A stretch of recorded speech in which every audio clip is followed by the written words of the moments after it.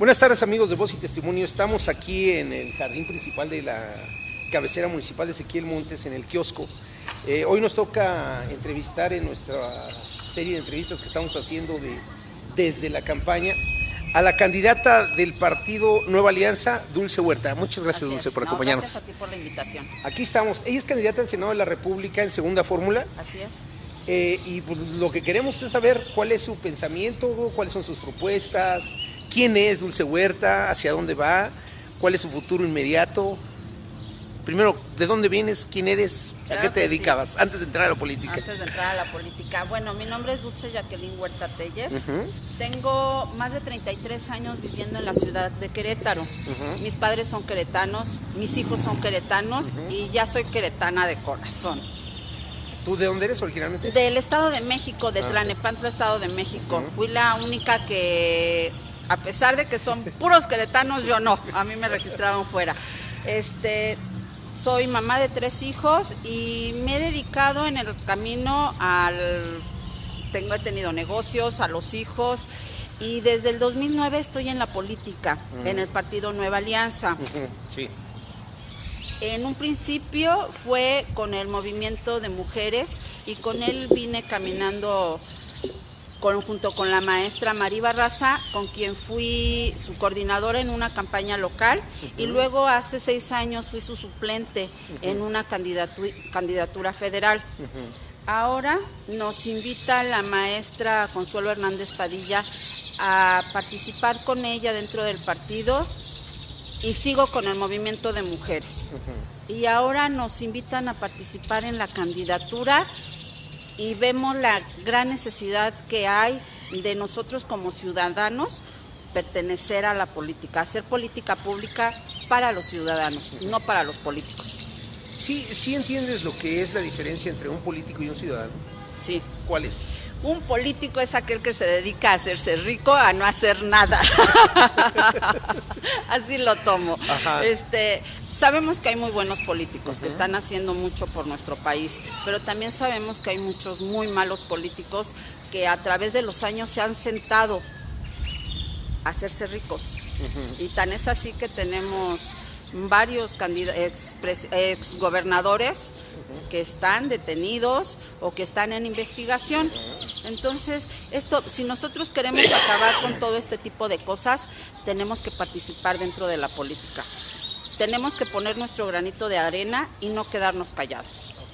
Es que el concepto más llano de la política es que el político es el que sirve al ciudadano, el que se allega de elementos para servir al ciudadano y a los ciudadanos. Y no busca el político, obviamente, el beneficio personal. Lo que haría un ciudadano común y corriente. Un ciudadano común y corriente lo que hace es buscar su beneficio para su trabajo y su desarrollo normal. Eso es lo que hace un ciudadano. Y un político no. Utiliza una serie de herramientas, una serie de liderazgos, una serie de instrumentos que le sirven a ayudar a los demás. Ese es el político, el que se entrega a los demás para servir a los demás. Entonces, los que han llegado, contrariamente a enriquecerse, son exactamente los políticos, los ciudadanos, no políticos, porque si entendieran la política, entonces dirían, pues yo estoy aquí para servir, y lo que tengo que hacer es servir, y me están ocupando para servir, como ocupamos un médico para que te cure, como ocupamos un maestro para que enseñe a la colectividad, como ocupamos un albañil para que nos construya una casa.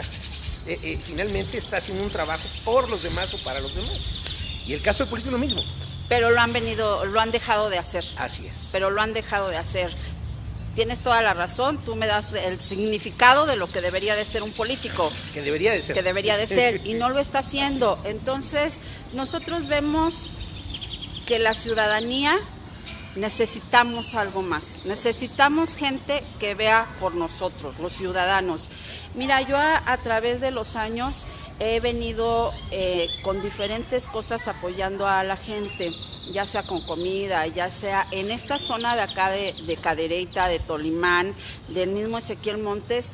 Tengo grupos con los que hacemos apoyo para la gente, ya sea de comida, ya sea de ropa, depende mucho la temporada y que veamos cuáles son las necesidades. Igual en la ciudad de Querétaro, 2 veces a la semana, con la gente que está en los cruceros, con toda la gente, ya sean indigentes, vendedores, hacemos 500 platos de comida para darles. Sé que no es mucho, pero es algo que venimos dando entre las amistades, los hijos, los parientes, nos juntamos y lo hacemos. Y me doy cuenta que México necesita más que eso, Querétaro necesita más que eso. Te parte el alma ver que criaturas que todavía no caminen, ya anden caminando en los cruceros, no hablan y ya andan pidiendo que quieren comer. Entonces, por esa gente, por el amor a esa gente, y ese es mi lema de campaña, por amor a nuestra gente, acepté esta candidatura. Necesitamos seguir trabajando para nuestra gente, por nuestra gente. ¿A dónde quiero llegar? Quiero llegar a la senaduría. Desde ahí podemos hacer muchas cosas. Podemos hacer mucho por nuestro Querétaro y por nuestro México. Sí, justamente eso es lo que hace un político, tratar de trabajar por los demás. Y eso es, bueno, te nace ese sentido de servicio Así a la comunidad, de servicio a los demás, porque no a todo mundo se nos da, ¿eh? Sí. Hay muchos que no nos interesa el ciudadano, o lo que tú dices, los niños, o llevar comida a los hospitales, a los enfermos, o llevar, o ver incluso que la gente está molada y tratar de darles algo. Vamos a hacer una pequeña pausa para reacomodarnos porque ya está lloviendo y ahorita regresamos. Aguántame un segundo. Pausa nada más.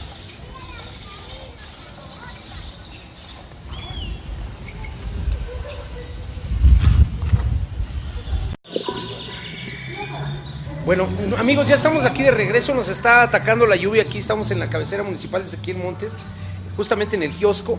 Estamos entrevistando a la candidata Dulce Huertas, candidata al Senado de la República por segunda fórmula, por el partido Nueva Alianza.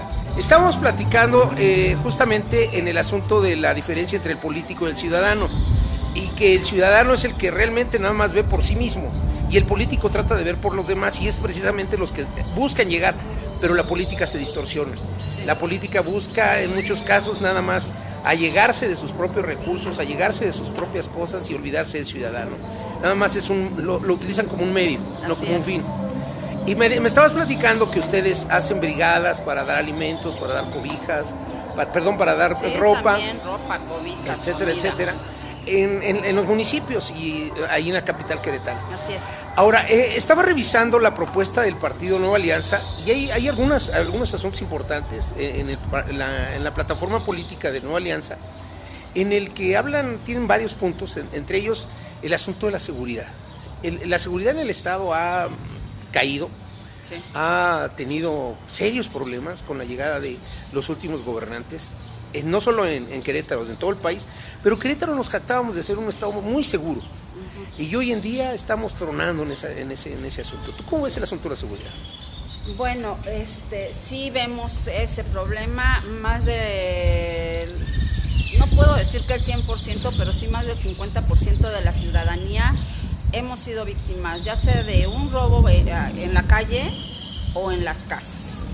Y eso es lo menos, ¿no? Porque sabemos de varios casos de secuestros y de asesinatos. Esto es una situación que nos preocupa mucho porque queremos que regrese ese Querétaro donde podías salir a caminar a la hora que quisieras al centro, sin la preocupación de que me vayan a robar, o que a lo mejor caminando en el centro no te pase nada porque hay gente y hay policía, pero en los carros, en los alrededores del centro ya no falta el cristalazo, o que de plano te revienten las puertas para robar, ¿no? Eso de lo menos, porque sí, claro, se llevan hasta los carros. Fíjate que en el caso de Querétaro me han platicado de casos muy dramáticos ahí en una colonia de militares, no sé si conozcas una colonia que está atrás de Kellogg's, no la del campo militar, sí, hay otra colonia que es para generales y gente retirada. Sí, la conozco. Se han metido a robar con la gente adentro. O sea, sin ningún temor, pues obviamente esa gente está armada. Sin ningún temor se han metido a robar. Sí, ya llegamos al límite del colmo de la situación de los ladrones. Ya no tienen miedo a nada. No, está llegando mucha gente de fuera y eso se está saliendo de control. Tenemos más ciudadanos que policías, esto ha sido de siempre. Bueno, Dulce Huerta, dentro de su propuesta en seguridad, estoy manejando el que en todos nuestros niveles, federal, municipales y estatales, se haga un barrido de la gente. tenemos mucha gente que está dentro de la policía que no está por el gusto de ser policías, y eso tenemos que rescatarlos. Tenemos que rescatar el deseo de los niños, de los jóvenes, de decir, yo quiero ser policía porque quiero hacer el bien. No quiero ser policía porque pues de ahí a lo mejor voy a tener más dinero, ¿no? Porque me voy a ir del lado de la corrupción, me va a llegar dinero. No, que tengamos policías de vocación, que tengamos policías bien preparados, bien pagados y bien equipados. Pues ahora sí, no sé si recuerdes cuando tú estabas niño y yo también, pues muchos decíamos pues, queríamos ser policías. Hoy los niños ya no quieren ser policías, No. Como que ya eso no se les hace atractivo.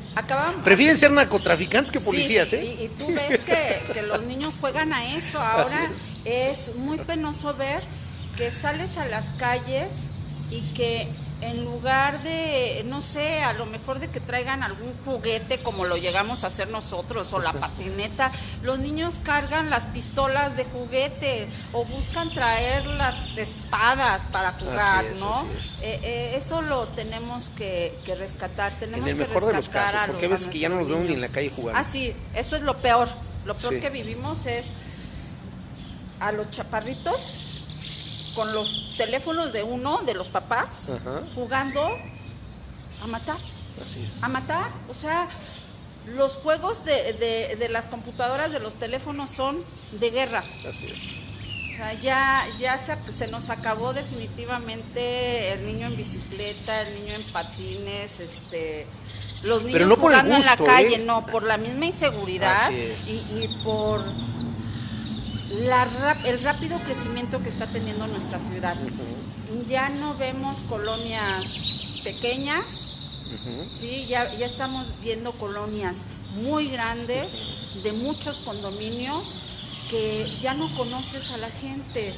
Antes salías y caminando saludabas, mira la mamá de fulana o el papá de fulano, ¿no? O hasta los abuelitos.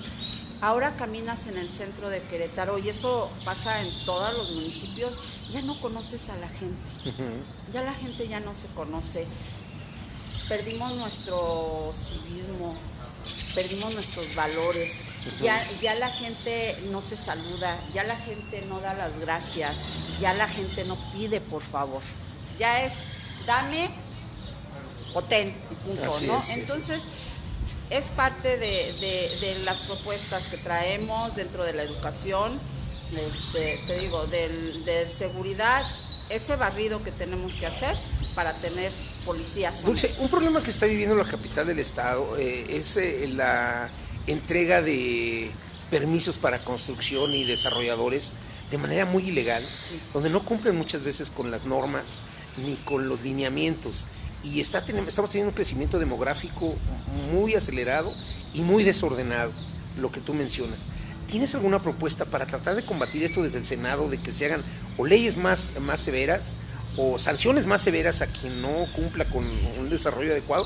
Como el caso de la Ciudad de México, ves que se cayeron algunos edificios en el último temblor porque estaban de manera ilegal construidos en la escuela. Mira, yo sé que aquí en Querétaro está pasando, en el mismo centro de la ciudad, a pesar de que la gente tenía que nada más hacer reparaciones de su casa y que no se podían construir, y están haciendo construcciones grandes dentro del mismo primer cuadro de la ciudad. En ese sentido, el senador no tiene cabida. Ahí será es cosa de los presidentes municipales o de los diputados federales. No, pero las leyes sí. Sí, las leyes sí, tenemos que hacer más estrictos en ese sentido. Leyes más severas, más restrictas para que la gente no siga haciendo lo que hace. Es a lo que vamos, es corrupción. Así es. Y es lo que tenemos que atacar. En el caso de la corrupción que lo mencionas, también necesitamos leyes más severas. Muchos candidatos a nivel presidencial están hablando del combate a la corrupción, muchos candidatos a nivel del Senado también lo están haciendo, pero ¿cómo combatir la corrupción? Andrés Manuel López Obrador dice que por ser honesto y cuando llegue a la presidencia de la República ya con su honestidad nos va a alcanzar para todos, va a ser como un manto que nos va a cubrir a todos. Entonces yo no lo creo personalmente, no sé si tú sí lo creas. Claro que no lo creo. Bueno, en las propuestas de corrupción, lo primero que tenemos que hacer es tener un fiscal. Un fiscal que lo nombremos nosotros, ciudadanos, contigo gobierno, ¿sí? Que los colegios, junto con el gobierno, nombren ese fiscal para trabajar para todo el país, porque si no vamos a seguir teniendo lo mismo. Si seguimos permitiendo que al fiscal lo nombre totalmente, sea nombrado por el presidente o por el senador fulanito o sultanito, vamos a seguir teniendo lo mismo. Regresamos a lo mismo, necesitamos entrar como ciudadanos a la política para regresar a hacer políticas que nos beneficien, porque si no, no lo vamos a hacer. Necesitamos tener leyes y sanciones más severas, ¿sí? Porque si no, no se trata de que mochemos las manos, no, o de que borrón y cuenta nueva, no, imagínate. Como plantea el Verde, pena de muerte. No necesitamos eso, necesitamos tener penas más severas, que realmente se cumplan las leyes, ¿sí? Para que todos sean castigados igual. No se trata de ir y de mocharle la mano a... Ya hay memes que dicen cómo vamos a tener nuestras cámaras, ¿no? Entonces, no claro. Se trata de eso, se trata de trabajar bien. Tú dices de nombrar al fiscal general de la nación directamente los senadores, pero el problema que tenemos con la corrupción es que desde el municipio, por ejemplo, el municipio tiene su contralor municipal y depende directamente del presidente municipal. El contralor del estado depende directamente del gobernador, sí. Y el fiscal general depende del presidente de la república. Entonces, si realmente se quiere cambiar, evidentemente tenemos que cambiar la ley desde el primero, el nombre. El contralor municipal también tiene que ser elegido a través de como tú lo planteas, ¿no? Yo creo que en todos los niveles tiene que haber una unión, gobierno, ciudadanía. Hay muchos colegios, hay muchas entidades que nos pueden apoyar a la política para hacer este tipo de cosas. Tenemos gente muy bien preparada en México. Que pueden hacer las cosas. Y no depender, no ser empleados de quien, a quien estás fiscalizando. Lo que pasa es que también mucha de la gente que está fuera de la política, que tienen esa preparación, no se quieren acercar por lo mismo, porque saben que hay corrupción, que no van a poder trabajar como ellos quieren, que no esto, que no aquello, entonces dicen, mejor me mantengo afuera, ¿no? Tenemos que hacerlo. Yo les vengo pidiendo, como ciudadanos hay que participar, tenemos que poner nuestro granito de arena, también no se lo podemos dejar todo al gobierno, porque no puede con todo, tenemos que participar todos. En el desarrollo social del país, ¿cómo podemos mejorar las condiciones de la sociedad? ¿Cómo podemos? Con educación. Con educación. La educación es parte fundamental para lo que tú quieras, para tener mejor seguridad, para tener mejor economía, para tener más trabajo. Dentro de la propuesta de Dulce Huerta es tener una escuela de tiempo completo desde el preescolar hasta el tercer nivel de secundaria, ¿sí? Necesitamos mantener a los jóvenes ocupados, pero educándolos. Necesitamos regresar a nuestras aulas la educación cívica, la educación ética. Necesitamos darles proyectos culturales. Necesitamos invertir para los jóvenes en tecnología y en ciencia. Necesitamos invertir en nuestras escuelas, universidades, para que los chicos puedan seguir caminando. ¿Qué es esto de las escuelas de tiempo completo? Escuelas de tiempo completo se maneja ahorita que los niños entran desde las 8 de la mañana y salen hasta las 2:30 de la tarde. Eso es un tiempo completo. Nada más que se está pidiendo que en ese tiempo entren esas clases de más que tenga, porque la educación... matemáticas, español y esos tradicionales. Las clases de civismo desaparecieron hace muchos años. Tenemos jóvenes que no saben de valores. Tenemos gente que ya no respeta ni siquiera nuestros símbolos patrios. ¿Por qué? Porque eso ya no se los están enseñando en la escuela. Tenemos que regresar todo eso a las aulas. ¿Tú qué opinas de la reforma educativa? Hay que darle oportunidad de que siga caminando.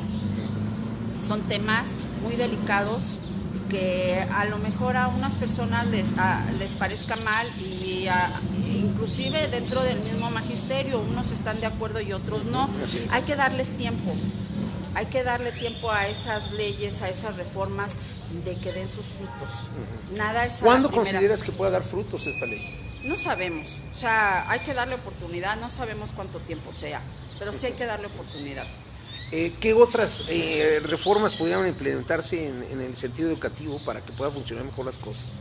Pues de entrada, que el presupuesto que por ley se debe de dar a la educación, que es el 8%, se dé, porque ahorita se está dando a la educación. A la educación. El 8% del Producto Interno Bruto, hablas tú. Sí, se da nada más se debe de dar el 8% y nada más se le está dando el 3.34%.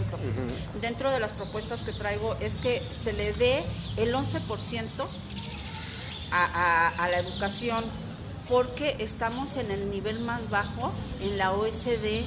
Dentro de la educación, de 34 países tenemos el lugar 34. No puede ser posible. Entonces tenemos gente muy capaz, muy preparada, y ¿qué están haciendo? Se están yendo a otros países. Ahora que hablas porque no hay dinero para la educación. Prefieren educar a sus hijos en otro país. ¿Sí? Como Ricardo Anaya, que se fue a Estados Unidos. Así. ¿Está bien eso? Pues claro que no. Ellos son los primeros que deberían de tener aquí a los hijos, ¿no? Claro. O sea, si pero creen si que no hay una estamos educación tan bien, si creen que estamos tan bien, ¿por qué se van a otro lado a vivir? O a educar a sus familias? ¿No? Pero pues evidentemente, como tú lo dices, la educación en México está tronada. Sí, está muy mal. Digo, él tiene oportunidad de llevarse a sus hijos, pero toda la mayoría no lo tenemos. Nosotros no lo tenemos y buscamos el darles algo un poquito más a los hijos de herramientas, ¿no?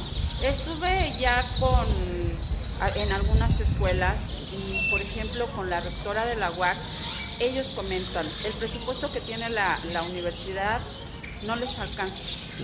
Sí tienen muchos apoyos de los municipios. Les construyen, les dan terreno, les construyen, pero y luego, los maestros, ¿con qué mantenemos esos edificios, esas aulas? ¿Sí? Entonces ahí es donde hay que apostarle, meterle dinero a las universidades públicas. ¿Tú planteas hacer un replanteamiento del presupuesto en general? Ahorita estoy trabajando el de educación, pero de llegar a la senaduría yo creo que sí es importante en varios rubros. ¿Cómo es el asunto de la salud en México? Otro tema muy delicado, tenemos buenos hospitales, tenemos muy buenos médicos, edificios, muy buenos médicos, pero si no le damos también el presupuesto que necesita, no hay cómo mantener esos inmuebles, no hay cómo mantener a la gente que llega ahí. Aquí en carne propia hemos vivido 1000 veces el acercarnos a un hospital general y que no te pueden atender porque no hay medicamento o porque no hay camas. Lo vemos en el Hospital del Niño y la Mujer, que ya las señoras dan a luz sentadas porque ya no tienen camas. Entonces son detalles que se tienen que ver, son leyes, son presupuestos que se tienen que ir viendo en el camino. O sea, nosotros... ¿Ya? Estamos nuevamente aquí con ustedes, amigos de Voz y Testimonio. Se nos está trabando la señal, pero bueno, ya estamos aquí, estamos platicando con Dulce Huerta. Ella es candidata al Senado de la República por segunda fórmula por el Partido Nueva Alianza. Cuando se cortó la señal estábamos hablando acerca del presupuesto, de que existen más de 500 programas que están operando en el país y muchos de ellos se repiten y hay muchas carencias en cosas elementales como la educación, del que tú hablabas que cerca del 8% necesitamos del Producto Interno Bruto para educación. No, el 8% es el que deben de dar. Necesitamos el 11%. El 11%. Que es lo que dan los otros países a la educación y que se encuentran en los primeros niveles. Eso es lo que necesitamos. Eso es lo que necesitamos. Y hay carencias, pues hay muchos programas en donde se está fugando el dinero. Tú dices que hay que hacer una revisión antes de quitar algún programa. Sí. Porque pues si los que funcionan hay que dejarlos, pero los que no funcionan... Los que no hay que cambiarlos. También hay una burocracia muy gorda en todo el país. Todo el país. Sobre todo el gobierno federal. ¿Qué hay que hacer por eso? Todo es lo mismo. Primero que nada, confiar en la gente que estamos participando ahorita en estas candidaturas como ciudadanos, porque todos nosotros buscamos un cambio. En el momento que estemos ahí, ya como senadores, como diputados federales, locales, empezar a hacer el movimiento de la revisión de los programas ver qué está funcionando, qué no está funcionando y a lo mejor acercar otro tipo de programas. Hemos platicado con algunas personas y nos comentan que no son recibidas, que aunque las conocen o porque no son compadres o porque no son amigos, no las reciben y no los apoyan. Y que esos programas que están para apoyar a esas gentes no les están llegando los recursos, que los recursos se van desapareciendo en el camino. Entonces todo eso hay que revisarlo. No podemos decir ahorita, cuando llegue voy a quitar, voy a desaparecer, porque además no se puede, ¿sí? Por eso existen los candados. Bueno, López Obrador dice que sí se puede. Ojalá que pueda hacerlo, ¿verdad? Si llega, ojalá que pueda hacerlo. Creo que es bien importante que en las cámaras no haya, como que haya un cierto nivel de candidatos, que no haya una mayoría de un partido, ¿sí? Si que haya oposición. Que haya oposición para que puedan trabajar los presidentes. Nada se puede hacer. En nuestra misma casa, o sea, no puedes hacer las cosas si no preguntas o si no te dan la autorización. Claro. Ya sea como mamá, como papá o como hijos. Hay reglas, hay normas que se tienen que seguir y así es para el presidente de la República y así es para los senadores y para los diputados. Entonces todo se tiene que revisar y sobre una revisión ver qué se puede hacer para un cambio, para mejorar, no para empeorar. Oye, ahí acaban de sacar Televisa un reportaje donde dice que el Senado de la República, los grupos parlamentarios tienen una cantidad de más de 1,000 millones de pesos para su disposición y uso como se les dé la gana. Por lo que dicen que los senadores ganan alrededor de 200,000 pesos mensuales y todavía tienen una disposición de acuerdo a lo que les entregue su coordinador parlamentario. ¿Qué opinas de este despendio de recursos? Yo creo que porque tú vas al Senado. Yo creo que es una pena esa situación, ese despilfarro. Estuvimos en un foro con Coparmex, en un debate donde estuvimos todos los candidatos a senadores de aquí del estado de Querétaro y nos hicieron una pregunta. A mí en lo personal me hicieron la pregunta: ¿por qué tanto dinero para los servicios médicos? Son cosas que debemos desaparecer.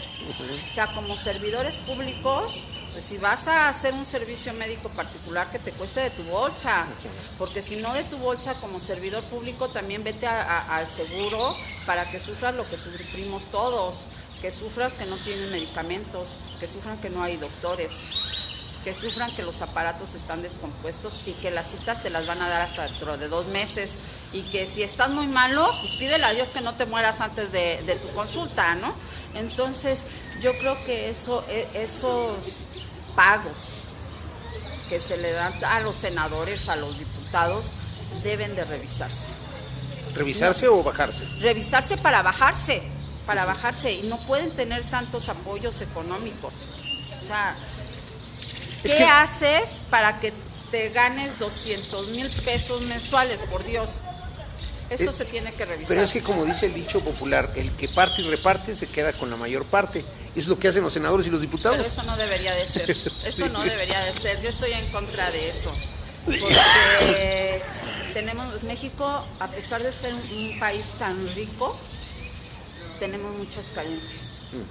¿Y por qué vas a ganar esas cantidades cuando estamos viendo que llegan a su curul a dormirse o que no se presentan?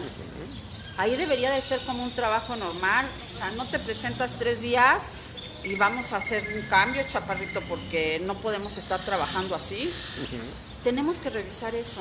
No pueden tener esos sueldos tan grandes. Hay temas que están pendientes también ahí en la Cámara, tanto en la Cámara de Diputados como en la de Senadores, como el asunto del desafuero, del fuero constitucional. ¿Qué opinas del fuero constitucional? Hay que desaparecerlo porque nuestros políticos, nuestros gobernantes están haciendo de las suyas en todos los sentidos. Lo estamos viendo desde acusaciones de asesinatos hasta fraudes multimillonarios. Necesitamos castigarlos. No podemos estar permitiendo que nuestros gobernantes hagan lo que quieran. Pero que digan, ya como tengo fuero, igual golpean a una gente en la calle, como se roban el dinero de los proyectos, ¿no? No hay que permitir eso. Pero, por ejemplo, ¿sí sabes en qué ánimo se creó el fuero? ¿Cuál fue la primicia que hizo que se creara un fuero constitucional? No lo sé. Mira, se supone que el fuero está para evitar que les indilguen o les carguen cargos a los que no son reales. Sí. Y si estás en contra del gobernante, en el caso del presidente de la República, pues evitar que te acusara de algo y te metiera a la cárcel, porque ibas en contra de lo que él dice. Eso es lo que hacían en la antigüedad, a la hora de la revolución, ¿no? Como eran revolucionarios todos, era más fácil decirle, no, pues cárgale un delito a y llévatelo.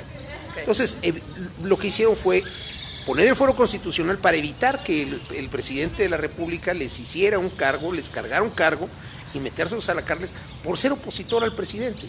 Esa es la intención del fuero.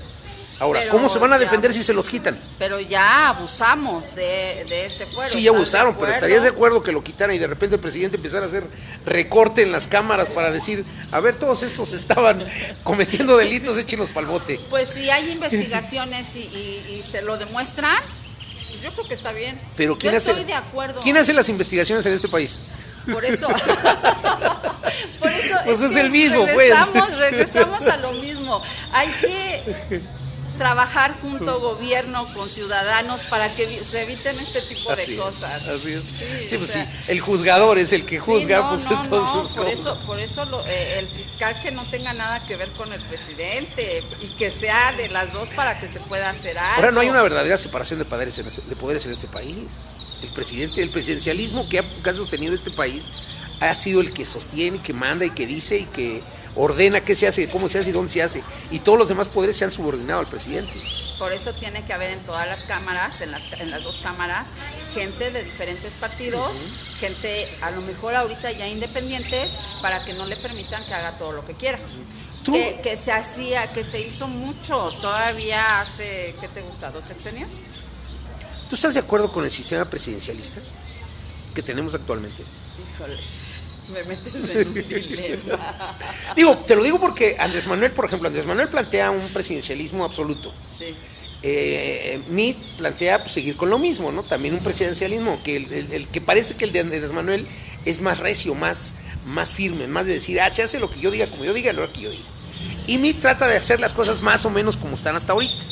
El que plantea un asunto diferente es Ricardo Anaya, que dice que vamos hacia un parlamento, a cambiar el régimen de presidencial a parlamentario, en donde todos los políticos y todas las cámaras y todos los partidos políticos se sumen a la toma de decisiones, como tú lo dices, en familia. ¿Qué planteas? ¿Qué crees que ya necesitamos? El parlamento ha funcionado en Europa desde hace muchísimos años, y esa es una tendencia, pues. Mira, nosotros estamos apoyando a Meade. Yo estoy de acuerdo que siga ese presidencialismo que tú llamas, ¿no? No me voy a meter en problemas. Sí. No me voy a meter en problemas. Pero tú tienes. Yo apoyo. ¿Tú sí consideras que tiene que tener más fuerza la oposición en contra del presidente? Sí, no podemos permitirles que hagan lo que quieran a la hora que quieran. Ajá. Así como se está haciendo las cosas, estamos bien ahorita. Pero evidentemente tiene que ser. ¿Tú le apuestas a que si yo voto por el presidente Meade, que vayan por los candidatos de López Obrador? Al revés, si van a votar por el presidente de la República por un candidato, que vaya en la Cámara por otro candidato para que haya oposición. Sí, así por otro partido distinto, pues. Sí, y yo creo que ahorita... Un voto diferenciado. Que sea diferenciado, exactamente. Hay que ver las propuestas de todos los candidatos. También no nada más, como voy a votar por el presidente por morado, todos van a ser morados o todo, él morado y todos turquesa. No, yo creo que tienes que ver las propuestas de tus candidatos. Sí, no puedes dejarte llevar porque... ¿Estás de acuerdo en que no todos son buenos? Todos los partidos. Pero en todas partes sabemos malos y buenos, sí, claro. Y buenos. ¿Estás de acuerdo? Claro. Entonces, sí, no, nada más que no sean todos del mismo color. Es lo único que yo aconsejo. Y todos deberíamos de atender a esa propuesta, pues, de que vayamos en un diferenciado. Sí, porque si nosotros seguimos votando en cascada, vamos a caer. Ya se acabó el carro completo. Ajá. O sea, no podemos seguir así. Okay. No podemos dejarle esa charola completa a una sola persona. ¿Sí? Hay que moverla para que todo el mundo trabaje. ¿Qué otras propuestas importantes tienes como candidata al Senado? Mira, estoy trabajando, mi propuesta general, la más fuerte es la de educación, la de seguridad. Estamos viendo la de desarrollo sostenible. Estamos viendo... ¿Desarrollo sostenible en qué consiste? Bueno, desarrollo sostenible, estamos pensando en que se pueda atraer empresas, que se abran empresas en México donde el gobierno le apueste a la gente que viene de fuera para abrir esos negocios, para abrir esas fuentes de empleo y que tenga ciertos beneficios para ellos, para que puedan venir, para que se puedan abrir más Como empresas. por ejemplo, ¿qué beneficios? Lo estamos viendo, el aeropuerto de la Ciudad de México. Estoy de acuerdo que se siga construyendo el aeropuerto de la Ciudad de México, pero también tenemos que construir otros puertos, ¿sí? Otros aeropuertos donde llegue la gente de fuera, que nos traigan economía y trabajo para la gente mexicana. Es a lo que le estamos apostando, independientemente que en la zona queretana, en la zona de la sierra, en la zona de Amialco, se puedan hacer proyectos de trabajo para la gente, para que tengan un ingreso. ¿Pero tú estás de acuerdo en traer ese tipo de empresas y que pongan salarios de esclavitud? No. Porque eso es lo que abunda, ¿no? Sí, Empresas que vienen a explotar a la gente con salarios de miseria. Regresamos a lo mismo, tenemos que tener una revisión, que todo eso camine en forma, para que haya buenos salarios y que también el gobierno apoye a esas empresas para que no tengan la necesidad de hacer ese esclavismo que tú dices, porque si no lo hago así, entonces yo no gano y no me conviene estar aquí. Pero si tú como gobierno apoyas a esa empresa, pues vas a tener menos posibilidad de que abuse de la demás gente, de sus trabajadores. Okay. Y sí necesitamos apoyar a nuestra gente de la sierra, porque hay muchas cosas, en Querétaro se producen muchas cosas y no hay proyectos. Hace algún tiempo, por parte de Desarrollo Agropecuario del gobierno del estado, se trabajaba con proyectos de inversión y últimamente se detuvo todo eso. Entonces hay que revisar para no permitir que nuestra gente busque esa economía en otros estados o en otro país. Que esa economía se haga, se encuentre en sus zonas de vivienda y que se quede en sus mismas zonas, que no se vayan. Tenemos zonas donde no hay hombres, se quedan las mujeres con los hijos y hay veces que los hombres ya no regresan y ya no sabes si porque allá se olvidaron de la familia o no se quieren arriesgar a regresarse y ya no poder regresar al otro lado a seguir trabajando. Entonces eso tenemos que terminarlo, no podemos dejar seguir teniendo familias monoparentales en algunas zonas de nuestro estado, donde además las madres, al quedarse solas con los hijos, se quedan sin economía. Así es. Y viven con los padres o 2, 3 familias juntas sin economía, y es lo que está pasando, que se van a la capital, al municipio de Querétaro, y ahí al buscar la manera de tener un sostén para la familia, se va perdiendo los valores, se va perdiendo la unión entre la mamá y los hijos, ¿no? Entonces todo eso tenemos que evitarlo. ¿Qué opinas tú de la pensión universal que plantea Ricardo Anaya? De la pensión universal. Sí, que es un salario para toda la población en general, desde que nacen hasta que mueren. ¿Y de dónde lo vas a sacar? Pues yo pregunto, ¿cómo lo ves, pues? No, mira, es un buen proyecto, pero sí hay que revisarlo, porque ¿de dónde lo vas a sacar? ¿Estás de acuerdo? Él dice que con que se quiten todos estos programas que te estoy diciendo y obviamente exista menos corrupción, se puede dar esta situación. Yo pienso que no. Yo pienso que sí hay que apoyar con los proyectos y a todos nos tiene que costar trabajo esa situación. Porque el planteamiento de la pensión universal funcionó en otros países. pero en qué nivel están esos países y qué cantidad de gente tienen esos países y qué economía tienen esos países. Entonces, yo pienso que no. Y el planteamiento de López Obrador de aumentar la pensión para los viejitos y para los jóvenes, a los ninis que le dicen en la actualidad. Para la gente de nuestra tercera edad que ha trabajado muchos años de su vida, sí es importante que manejemos esas pensiones más altas. Para los ninis no estoy de acuerdo.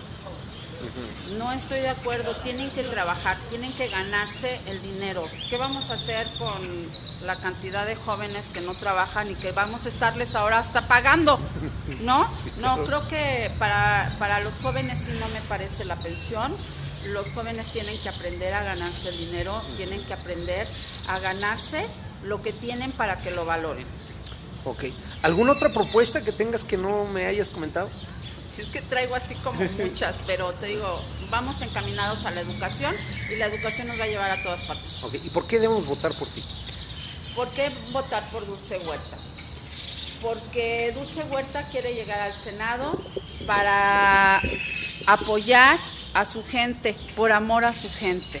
Necesitamos mujeres valientes que lleguen al Senado, que quieran trabajar por su gente y para su gente. Dulce, ¿algo más que me quieras comentar que no te haya preguntado? No, quiero darte las gracias, Oscar, por permitirme estar esta tarde aquí contigo. Ha sido una tarde muy rica, muchas gracias por la plática y pues ojalá podamos contar con el apoyo de ustedes el día 1 de julio. Lo único que les recomiendo es que vayan a votar. Voten por los candidatos que crean ustedes que son las mejores propuestas. No se queden en su casa, aunque juegue México, salgan a votar. Ok, Dulce, te agradezco mucho. No, muchísimas gracias a ti. Amigos de Voz y Testimonio, pues una vez más hemos concluido con una entrevista aquí con Dulce en esta ocasión. Nos esperamos para la próxima, antes de que se terminen las campañas. Gracias.